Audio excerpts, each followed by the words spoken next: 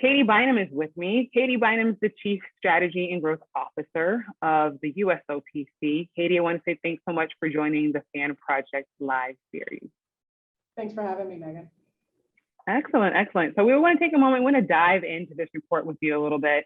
And I'd love to just get your early thoughts on, what's your reaction to what the report shared about how fans are leaning into the digital space and how storytelling is really queen, as we say in the report. How does that kind of affect what you're doing and or change what you're doing from a business perspective? Well, the report was fantastic and well-timed too, super helpful to us. We just launched the We Are Team USA campaign in lead up to Tokyo and Beijing, and we're really leaning in both in digital and social on those, the dimension of Team USA athletes, both on and off the field. So when I saw it, I thought, well, it helped validate some of the thinking and early data we have around our campaign, but it also goes a layer or two deeper and says, here's how you can be really intentional with fans of women's sports and, the behavioral model and things like that I think as we build out the campaign will be super helpful to see. And, as we see the campaign perform here in the coming months, would love to compare notes in a little bit too, with some of the things that you saw, just to see how it played out. But really excited to see the initial report and it validated a little bit of our early thinking.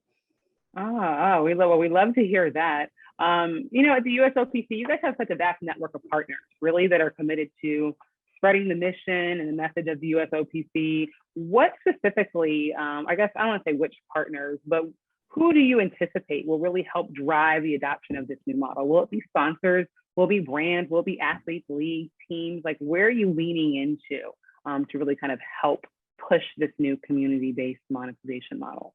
Yeah, it's a really good question. And I hope everyone, I know we will, I hope the NGBs do too. I think the unique part of the Olympic and Paralympic movement is just the diversity of sport and people we see, right? There's 55, sports and thousands of athletes. So I hope this is a model that leans into then the other, sports properties, leagues and teams in which several of these athletes play.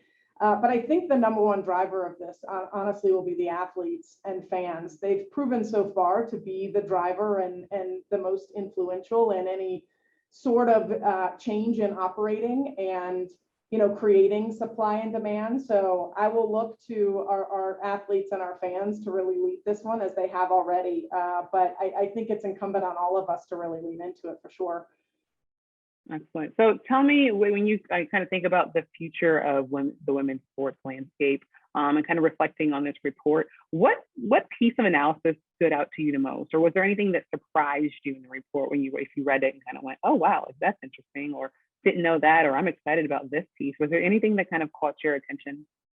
Yeah, it's a good question. So I had an aha moment in reading the report that it was the same thing that wasn't surprising to me, which is fans of women's sports are sophisticated and savvy consumers.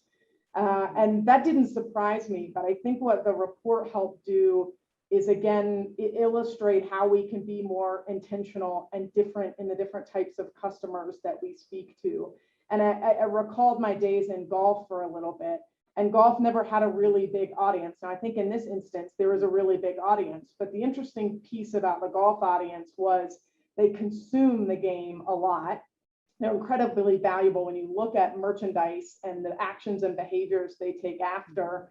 And it just reminded me that we can't obviously treat all customers the same, and we need to be really different and intentional about engaging with a variety of different customers, right? And everybody in marketing these days are expecting it, right? I need customization, personalization. I need you to understand me, those types of things.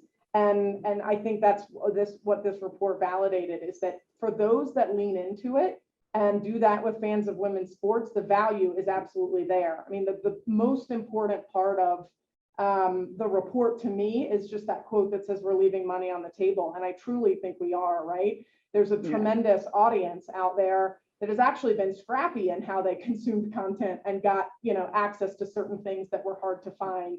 And so I think that was just the aha moment to me, is,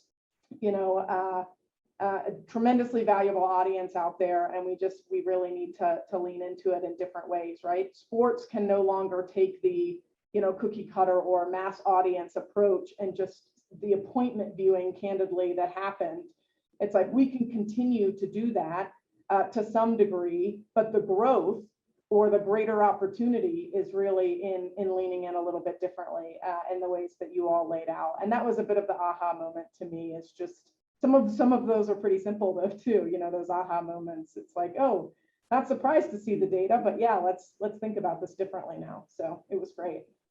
We'll love to hear that, and we're so excited for what you guys are going to do, how it comes to life, and specifically, I guess most recently, coming up with the Tokyo Olympics, women's sports being on really the world stage, the biggest stage, in just a few days here. And so we're excited to see another example of, there being high demand for women's sports, and really an example of what happens and the effect and change that we can all have when we really do lean into and support and invest.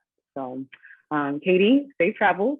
So excited to have had the conversation with you, and look forward to maybe chatting again when you get back from Tokyo. I would love to regroup to see how things unfold and perform. But yes, we've got our Olympic team just named 54% female. And as you know, lots of moms and great human stories behind those amazing athletes. So look forward to seeing what unfolds here soon. Awesome. We'll look out. Thanks, Megan. Thanks, Katie. All right.